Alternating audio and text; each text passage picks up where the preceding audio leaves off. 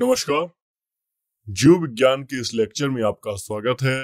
आज हमारी चर्चा का मूल विषय है जीव विज्ञान एवं इसकी शाखाएं तथा जो सेल बायोलॉजी है या फिर हम कहते हैं कोशिका विज्ञान है, आज उसकी भी हम चर्चा करेंगे। कुछ शुरुआती बिंदुओं पर चर्चा करेंगे, फिर इसके आगे हम और भी चर्चा करेंगे कोशिका विज्ञान पर। तो एक शब्द आपको समझ में आया यहाँ पे, जीव विज्ञान। आखिर क्या है विज्ञान, क्या है जीव विज्ञान, क्या है? तो इसकी थोड़ी कुछ बेसिक अवधारणाओं पर बात कर लेते हैं, फिर हम आगे बात करेंगे। तो सामान्यतः विज्ञान शब्द प्रत्येक सुव्यवस्थित एवं क्रमबद्ध ज्ञान को कहा जाता है। विज्ञान का अर्थ ही होता है सुव्यवस्थित एवं क्रमबद्ध ज्ञान, या फिर अनुभव ही इसके लिए शब्द प्रयुक्त कर सकते हैं। इसे मुख्यतः दो भागों में बांटा जाता है। जो विज्ञान होता है इसको हम प्रकृति विज्ञान, आप देखेंगे नेचुरल साइंस जिसे बोला जाता है, प्रकृति विज्ञान एवं सामाजिक विज्ञान के रूप में बांटते हैं। सामाजिक विज्ञान के रूप में सोशल साइंस में विभाजित किया जा सकता है। प्रकृति विज्ञान के दो प्रमुख घटक हो जाएंगे, फिजिकल साइंस हो जाएगा, जो भौतिक जगत की चीजें हैं, फिजिकल साइंस इसमें हो जाएगा, और दूसरा हो जाएगा इसमें लाइफ या बायोलॉजिकल साइंस। इसको लाइफ या बायोलॉजिकल साइंस भी बोला जाता है, बायोलॉजिकल साइंस। तो इस तरीके से इस प्रकार इसका विभाजन किया जा सकता है। तो इसके बाद जो लाइफ साइंसेस का पुनः कई शाखाओं में, उपशाखाओं में विभाजन होता है। तो ये कौन कौन सी शाखाएं हो सकती हैं, जिसमें आप देखेंगे जूलॉजी देखेंगे, बॉटनी देखेंगे, जूलॉजी हो जाएगा, इसमें बॉटनी हो जाएगा, पैलियोबायोलॉजी हो जाएगा, इसको जीवाश्मिकी भी बोला जाता है। इसकी अतिरिक्त पैलियोबॉटनी होता है पादप जीवाश्मों का अध्ययन, जूलॉजी का अर्थ होता है विभिन्न प्रकार के जंतुओं का अध्ययन, बॉटनी का अर्थ होता है विभिन्न प्रकार के पादपों के क्रियाकलापों का अध्ययन। तो आइए इन शाखाओं को थोड़ा सा पढ़ लेते हैं, जो उपशाखाएं हैं जीव विज्ञान की, क्योंकि ये नाम आपको आगे चल के भी मिलेंगे, वहां पे आपको परेशान न करें, इसलिए हम इनका यहीं पर अध्ययन कर लेते हैं जो महत्वपूर्ण नाम है। जिसमें पहला हो जाएगा जूलॉजी। तो जूलॉजी का अर्थ होता है विभिन्न प्रकार के जंतुओं का विस्तृत अध्ययन। जंतुओं के अध्ययन को जूलॉजी बोला जाता है। बॉटनी जो पेड़ पौधे होते हैं, जो पादप होते हैं, इनके क्रियाकलापों का अध्ययन होता है, बॉटनी कहलाता है। एक ऐसा ही शब्द है इकोलॉजी, ये भी जीव विज्ञान का ही भाग होता है। आगे चल के हम इकोलॉजी पढ़ेंगे भी। सजीवों पर उनके चारों ओर के पर्यावरण के प्रभाव का अध्ययन कहा जाता है, इकोलॉजी कहा जाता है। चौथा इसमें हो जाएगा जेनेटिक्स। जेनेटिक्स एक महत्वपूर्ण शाखा है। इस शाखा के अंतर्गत अनुवांशिक जो आनुवंशिक लक्षण होते हैं, इन सभी लक्षणों का अध्ययन किया जाता है, वंशगति का अध्ययन किया जाता है। फिजियोलॉजी एक अन्य शाखा है। इस फिजियोलॉजी में आप देखेंगे शरीर के विभिन्न भागों का अध्ययन किया जाता है, कार्य विधियों का अध्ययन किया जाता है। ऐसी एक शाखा है पेडोलॉजी, ये भी विज्ञान की शाखा कहलाएगी, हालांकि भूगोल का ही विषय है। इसमें मृदा और मृदा निर्माण संबंधी विधियों का अध्ययन किया जाता है, क्योंकि आप देखेंगे जो मृदा का निर्माण होता है इसमें कई तरीके से बायोलॉजी में भी इसका अध्ययन किया जाता है, बायोलॉजिकल प्रोसेस में अध्ययन किया जाता है इसका। इसी तरीके से आप देखेंगे बायोनिक्स, इसमें जैविक जगत के गुणों, सिद्धांतों के प्रयोग, आधुनिक उपकरण व अभियांत्रिकी तंत्रों का निर्माण का अध्ययन किया जाता है। इसी तरीके से एथोलॉजी हो जाएगा, जिसमें मानव सहित सभी जंतुओं के व्यवहार का अध्ययन किया जा सकता है, इथोलॉजी। इसी तरीके से अन्य कुछ शाखाएं हैं, इनके बारे में आप देखेंगे मायोलॉजी। तो मायोलॉजी में मनुष्य की पेशियों का अध्ययन किया जाता है, पेशियों का अध्ययन किया जाता है। आप देखेंगे बायोनेमी, वायोनेमी में जीवन के नियमों के संबंधी अध्ययन किया जाता है। बायोमेट्री, इसमें गणित एवं सांख्यिकी की तकनीकों द्वारा जीव विज्ञान का अध्ययन किया जाता है। इसी तरीके से आपके और भी अन्य विज्ञान है, जिसमें टेरोटोलॉजी हो जाएगा, शारीरिक विकास में आने वाली असमानताओं का अध्ययन किया जाता है। इसमें ऑस्टियोलॉजी हो जाएगा, अस्थियों का अध्ययन हो जाएगा। कॉन्ड्रोलॉजी, उपास्थियों का अध्ययन हो जाएगा। दोनों में अंतर होता है, हम आगे जाके बात करेंगे, इस पर पढ़ेंगे इसको। इसी में हेमेटोलॉजी हो जाएगा, ये रुधिर विज्ञान का अध्ययन होता है। न्यूरोलॉजी, आपने ये शब्द जरूर सुना होगा, कभी डॉक्टरों के पास आप जाते होंगे, तो इसमें न्यूरोलॉजी का अर्थ होता है तंत्रिका तंत्र, तंत्रिका तंत्र संबंधी विज्ञान का अध्ययन होता है न्यूरोलॉजी। इसी तरीके से पैथोलॉजी होता है, रोगों की प्रकृति, लक्षणों व कारकों का अध्ययन होता है। पैथोलॉजी आप जाते भी होंगे कभी पैथ लैब, तो आपने ये शब्द जरूर सुना होगा। इस तरह बैक्टीरियोलॉजी होता है, जीवाणु का अध्ययन होता है, वायरोलॉजी विषाणु विज्ञान का अध्ययन होता है। जब कोरोना आया था तब ये शब्द बहुत ज्यादा चर्चा में था, वायरोलॉजी। उससे संबंधित एक महत्वपूर्ण इंस्टीट्यूट भी है भारत में, उसकी भी चर्चा करेंगे हम। तो इस तरीके से हम आगे चल के अन्य अपनी इन सभी शाखाओं की संक्षेप में बात करेंगे, और जो अपना ये लेक्चर है जीव विज्ञान का, इसको हम कंप्लीट करेंगे। इसी तरीके से कुछ अन्य शब्दावलियां भी हैं जो आपके जीव विज्ञान से संबंधित हैं, जिसमें आप देखते हैं एपीकल्चर। ये शहद उत्पादन को एपीकल्चर कहा जाता है। हमने इसको इकोनॉमिक्स में ही पढ़ा था और हम इकोनॉमिक्स में भी पढ़ेंगे। यहाँ पे हम इसका संक्षेप जानेंगे सिर्फ। एपीकल्चर, एविकल्चर पक्षी पालन को कहा जाता है, पीसी कल्चर मत्स्य पालन को कहा जाता है, ऑस्ट्रेरिकल्चर व्यापार हेतु सीपों में कृत्रिम प्रजनन को कहा जाता है। तो ऐसे कुछ शब्द भी हैं जो आपके जीव विज्ञान की विषय वस्तु में शामिल होते हैं। तो हम इनमें से अधिकतर का प्रयोग इकोनॉमिक्स में पढ़ेंगे, क्योंकि इनका आर्थिक महत्व भी ज्यादा होता है। यहाँ पे हम इनको जो जैव महत्व के हिसाब से ही पढ़ेंगे, तो इसको मुख्य महत्व इनका हम आर्थिक महत्व के रूप में काउंट करेंगे जब हम इकोनॉमिक्स पढ़ेंगे। तो आइए बात करते हैं आज के पहले चैप्टर पर, जो बहुत ज्यादा महत्वपूर्ण है। नाम है जिसका सेल बायोलॉजी। तो बायोलॉजी का आप मतलब समझ गए होंगे, सजीवों का अध्ययन जीव विज्ञान कहलाता है। और जीव विज्ञान में के जनक कौन है? इसके अरस्तु हैं। तो जीव विज्ञान के जनक कौन है? अरस्तु हैं। याद रखिएगा ये नाम। एरिस्टोटल इनको इंग्लिश में कहा जाता है। जीव विज्ञान को दो शाखाओं में हम बांटते हैं, इसमें जूलॉजी और बॉटनी। हालांकि कई सारी शाखाओं में बांटते हैं, लेकिन जूलॉजी बॉटनी सबसे ज्यादा महत्वपूर्ण है। तो हम इसको अब देखेंगे। चलिए कोशिका की बात करते हैं। सेल क्या है आखिर कोशिका? आपने सुना होगा जीवों की सबसे छोटी संरचनात्मक और कार्यात्मक इकाई होती है कोशिका। हम बचपन से सुनते आ रहे हैं, पढ़ते भी आ रहे हैं।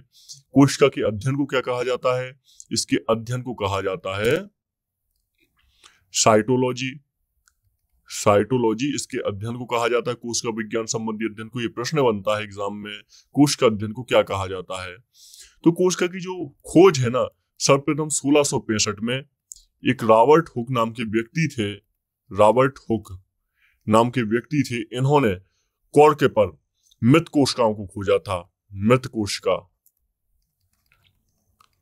कोशिकाओं की खोज की थी, इसलिए इनको फादर ऑफ सेल बायोलॉजी कहा जाता है, या फिर कोशिका विज्ञान का इनको पिता कहा जाता है। तो ये याद रखिएगा। इसके बाद सर्वप्रथम जो जीवित कोशिका हैं, जीवित कोशिका, इनकी जो खोज की गई थी, तो जीवित कोशिका की खोज सर्वप्रथम 1674 में एंटोनी वॉन ल्यूवेनहॉक, तो ये ल्यूवेनहॉक नाम के व्यक्ति जो हुआ करते थे, एंटोनी वॉन, इन्होंने सर्वप्रथम जीवित कोशिका की खोज की थी 1674 में। आगे जाके तो इनको कहा जाता है फादर ऑफ बैक्टीरियोलॉजी, भी इनको कहा जाता है।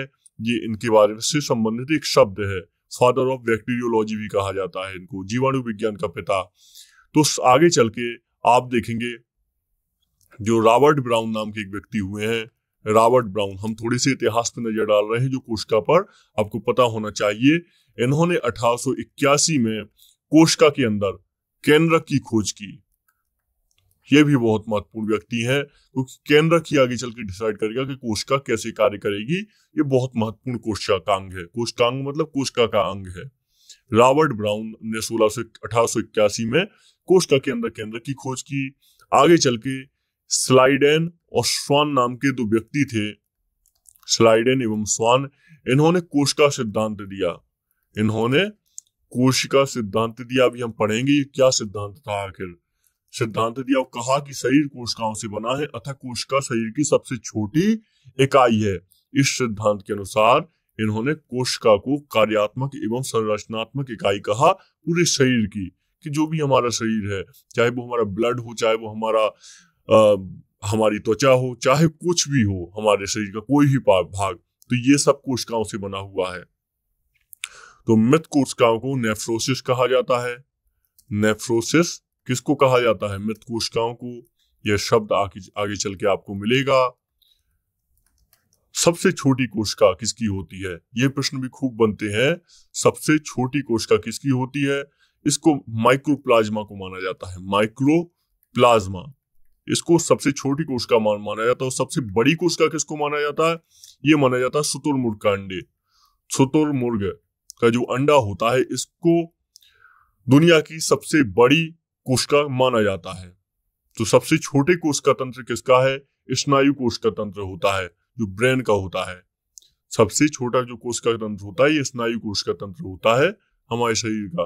ठीक है, याद रखिएगा। इसके अतिरिक्त एक दो बातें और याद रखिएगा। तंत्रिका कोशिका एक ऐसी कोशिका है जिसका विभाजन नहीं होता है, अतः यह क्षतिग्रस्त कोशिका को ठीक नहीं कर सकता। इस कारण से सर में चोट लगने से शीघ्र ही मृत्यु हो जाती है। क्योंकि अगर तंत्रिका कोशिकाएं विभाजित होने लगे ना, तो तंत्रिका कोशिका ऐसा व्यक्ति बहुत ज्यादा बुद्धिमान भी होगा अगर तंत्रिका कोशिका विभाजित हो जाए, लेकिन ऐसा कभी नहीं होता है प्रकृति में कि तंत्रिका कोशिकाएं विभाजित हो सके। तो ये याद रखिएगा तंत्रिका कोशिकाओं के बारे में। सबसे जो तेजी से कोशिका विभाजन होता है ये लिवर यकृत में होता है। तो सबसे तेज जो विभाजन होता है ये विभाजन होता है जो लीवर होता है, जिसको यकृत भी कहा जाता है। इसमें सबसे तेज विभाजन होता है, इसको जिगर भी कहा जाता है। ये अपने क्षतिग्रस्त कोशिकाओं को स्वतः ही ठीक कर सकता है। जो यकृत होता है सबसे तेज विभाजन होता है, और विभाजन नहीं होता है ये तंत्रिका तंत्र में, कोई विभाजन नहीं होता कोशिकाओं के बीच में। ठीक है, इसलिए तंत्रिका तंत्र की कोशिकाओं में कभी भी कैंसर नहीं हो सकता है। कैंसर में क्या होता है? कोशिकाओं का तेजी से विभाजन होता है, लेकिन तंत्रिका तंत्र के भाग में कभी कैंसर नहीं होता। इस भाग में क्यों? क्योंकि इसका यही कारण है कि विभाजित ही नहीं हो सकती।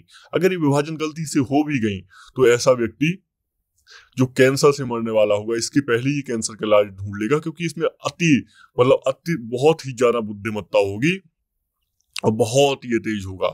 तो ये कुछ महत्वपूर्ण बातें थी जो हमें पता होनी चाहिए। आइए अब बात कर लेते हैं कुछ कोशिकांगों पर, सेल स्ट्रक्चर पर बात कर लेते हैं, आखिर कैसे बना होता है जो आपका जो कोशिका होती है। ठीक है, तो इसमें सबसे पहले हम बात करेंगे, एक हम बात करेंगे, इसके बाद में हम इनके एक एक स्ट्रक्चर को लेंगे। तो जो कोशिकांगों की अगर हम बात करें, कोशिका के अंगों की बात करें, तो आप देखेंगे इसमें जीव द्रव्य होता है। इसको क्या बोलते हैं? प्रोटोप्लाज्म बोलते हैं। इसको प्रोटोप्लाज्म बोलते हैं। प्रोटोप्लाज्म जीव द्रव्य। इसकी खोज किसने की थी? इसकी खोज की थी पुरकिंजे ने। पुरकिंजे ने इसकी सबसे पहले खोज की थी। यह एक तरल गाढ़ा पदार्थ होता है और इसे जीवन का आधार माना जाता है। सभी जैविक क्रियाएं इसी द्रव के, जो द्रव होता है ये लिक्विड होता है, इसी के अंदर होती है। 80% भाग इसका जल से बना होता है। दो प्रकार का होता है, ये कोशिका द्रव भी होता है और ये केंद्रक द्रव भी होता है। केंद्रक द्रव भी होता है। ठीक है, ये आप दोनों याद रखिएगा। कोशिका द्रव कोशिका को सूखने से बचाता है। अगर ये द्रव नहीं होगा तो ये कोशिका सूख जाएगी, तो इससे बचाता है ये। अब अगला ही एक ऐसा कोशिकांग है कोशिका भित्ति। कोशिका भित्ति, कोशिका भित्ति हम देख लेते हैं। कोशिका भित्ति आखिर क्या होती है? ये जो पादप कोशिका होती है उसका एक भाग होता है। ये सेलुलोज से बना होता है। सेलुलोज, ये सेलुलोज से बना होता है और केवल पादपों में पाया जाता है या पेड़ पौधों को सुरक्षा देता है। इसके अतिरिक्त आप देखते हैं, जो पेड़ देखते हैं आप, कोई बड़ा सा पेड़, नीम का पेड़ देखें तो बाहर आपको एक बहुत, जो पेड़ का तना होगा और भी जो होगी चीजें होगी, इसके बाहर आपको एक सख्त परत मिलती है, सख्त परत मिलती है। तो यही सेलुलोज से बनी होती है। इसी को कोशिका भित्ति कहा जाता है, याद रखिएगा। तो ये आप कोशिका भित्ति याद रखेंगे।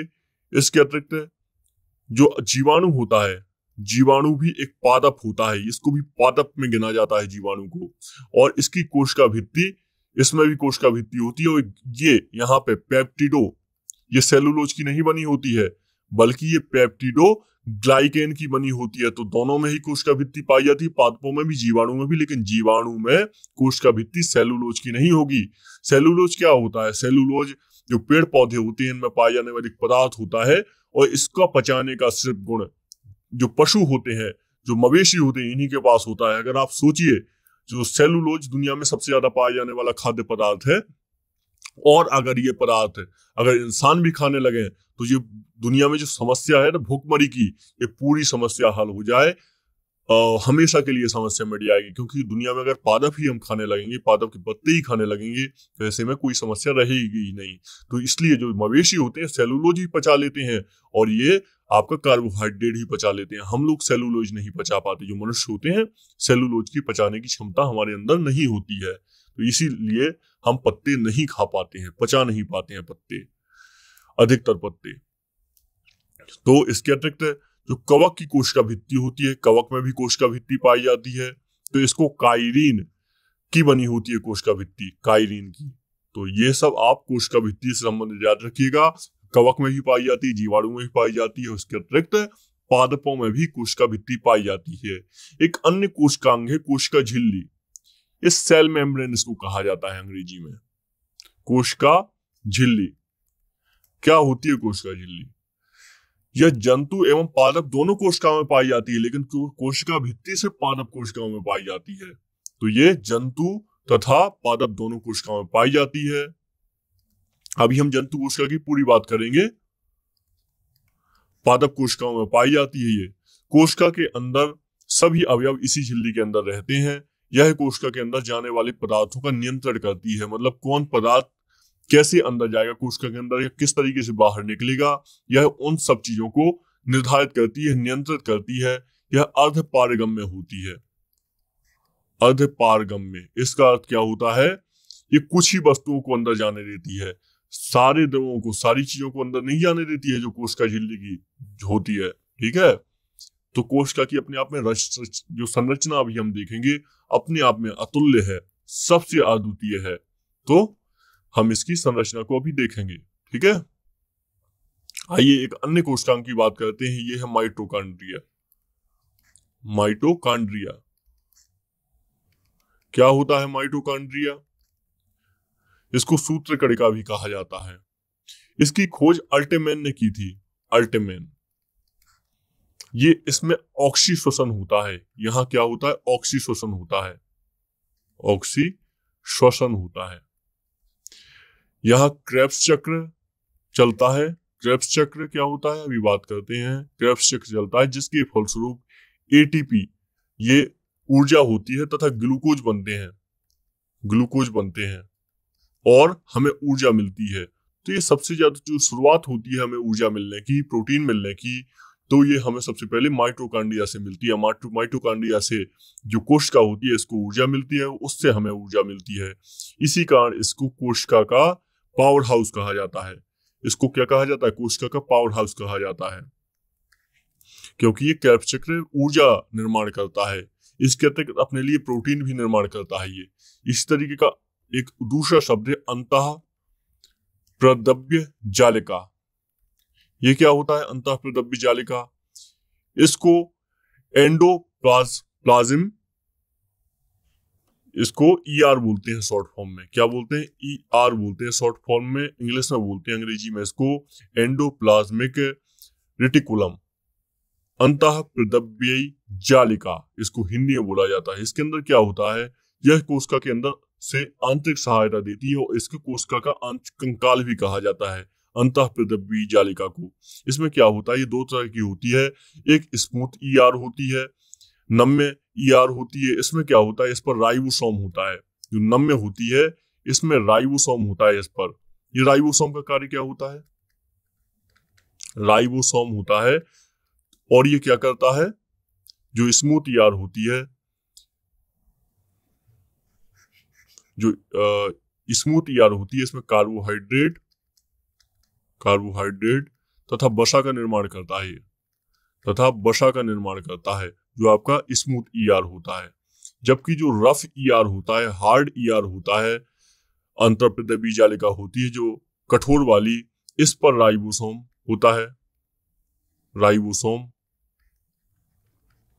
और ये राइबोसोम क्या करता है? प्रोटीन का निर्माण करता है। तो आपने देखा माइटोकॉन्ड्रिया भी प्रोटीन का निर्माण कर रहा था, राइबोसोम भी अपने आप में प्रोटीन का निर्माण करता है जो रफ ईआर में होता है। ठीक है, तो आइए राइबोसोम को देख लेते हैं।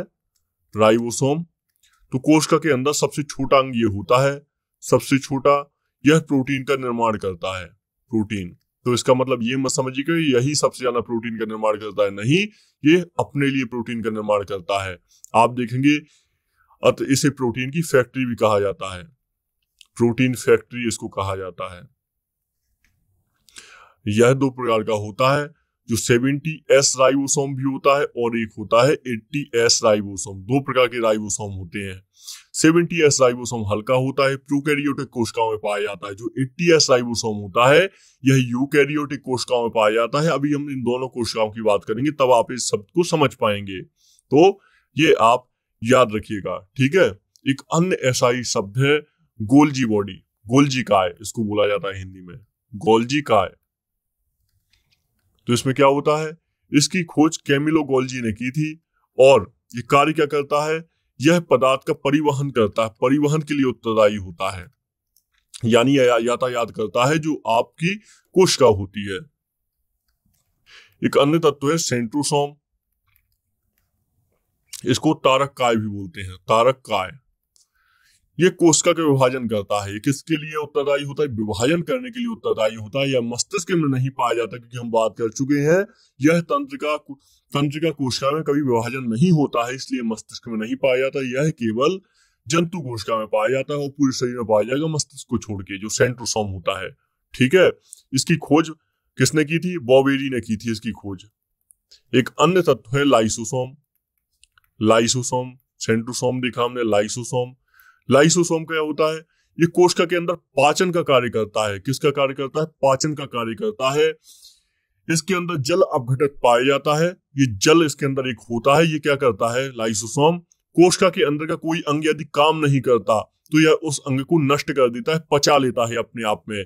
यह पूरी कोशिका यदि कार्य नहीं करती तो यह फट जाता है और पूरी कोशिका को ही अपने अंदर पचा लेता है। इसलिए इसको क्या कहा जाता है, इसको आत्महत्या की थैली कहा जाता है, आत्महत्या की थैली कहा जाता है। आप देख रहे हैं कोशिका का काम कार्य देख रहे हैं, कोशिका की कार्य प्रणाली समझ रहे हैं कि कैसे कार्य करती है कोशिका। इसको एटम बम भी कहा जाता है कोशिका का। इसकी खोज डी डोबे ने की थी। आरबीसी के अंदर लाइसोसोम नहीं पाया जाता, याद रखिएगा। जो आरबीसी होता है इसके अंदर लाइसोसोम नहीं पाया जाता, अतः आरबीसी मरने के बाद प्लीहा में पाया जाता है। प्लीहा में इसका पाचन होता है, जिस कारण एस्थलीन को आरबीसी का कब्र कहते हैं। मतलब प्लीहा में आरबीसी का पाचन होता है, ठीक है। दोनों अलग अलग हैं, याद रखिएगा। लाइसोसोम को क्या कहा जाता है, आत्महत्या की थैली कहा जाता है, ठीक है। चले आगे बढ़ते हैं।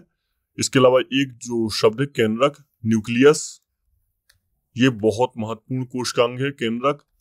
आप इसमें देखेंगे इसकी खोज रॉबर्ट ब्राउन ने की थी, रॉबर्ट ब्राउन ने इसकी खोज की थी। यह कोशिका को नियंत्रित करता है। क्या करता है ये नियंत्रित का कार्य करता है। इसको कोशिका का दिमाग कहते हैं, इसको कोशिका की ब्रेन कहते हैं। इसमें 80% सिर्फ प्रोटीन पाया जाता है, ये सबसे ज्यादा प्रोटीन धारित करता है, प्रोटीन पाया जाता है इसमें 80%। इसके अलावा रसधानी भी होती है कोशिकाओं में कुछ। ये रसधानी क्या होती हैं, ये जल को संचित करके रखती हैं और जंतुओं में पात छोटी होती है, पादपों में बहुत बड़ी होती हैं। इसके अतिरिक्त लवक पाया जाता है कोशिका में, इसको प्लास्टिड बोलते हैं। यह पादपों का सबसे बड़ा कोशिकांग होता है, यह पादप कोशिकाओं में पाया जाता है, सबसे बड़ा कोशिकांग होता है। और यह केवल पादपों में पाया जाता है। 3 प्रकार का होता है। हरित लवक होता है, आपने सुना होगा इसका नाम लवक का।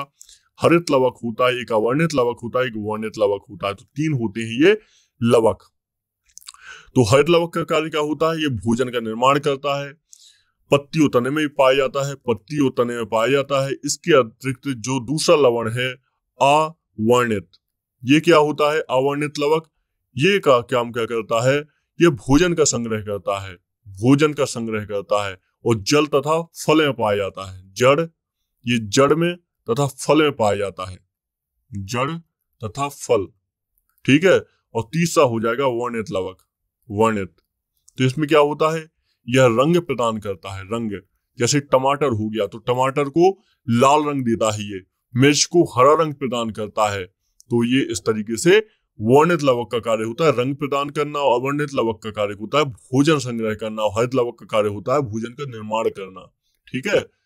हरित लवक को क्लोरोप्लास्ट कहा जाता है। जब हम प्रकाश संश्लेषण पढ़ रहे थे तब हमने इसकी चर्चा भी की थी, ठीक है। तो इस तरीके से आप देखेंगे टमाटर और मिर्च में लाइकोपेज वर्णित लवक पाया जाता है, क्रोमोप्लास्ट पाया जाता है, गाजर में कैरोटीन पाया जाता है, चुकंदर में बीटा नोन पाया जाता है। ये सब इसको रंग देने का कार्य करते हैं।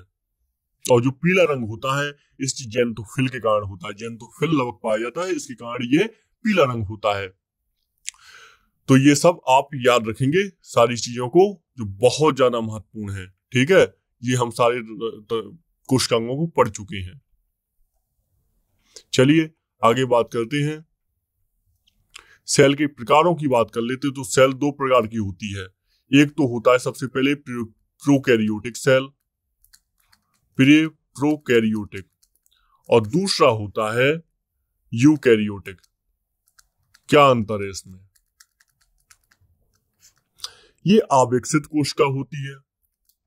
ये जब दुनिया में जीवों की शुरुआत हुई तब उनमें कौन सी कोशिका होती? तब उनमें प्रोकैरियोटिक कोशिका हुआ करती। जब दुनिया में जीवों की शुरुआत हुई, आप देखेंगे अभी भी कुछ जीवाणुओं में प्रोकैरियोटिक कोशिका पाई जाती है। लेकिन जो आधुनिक मनुष्य हैं और पादप हैं, इनमें कौन सी कोशिका पाई जाती है?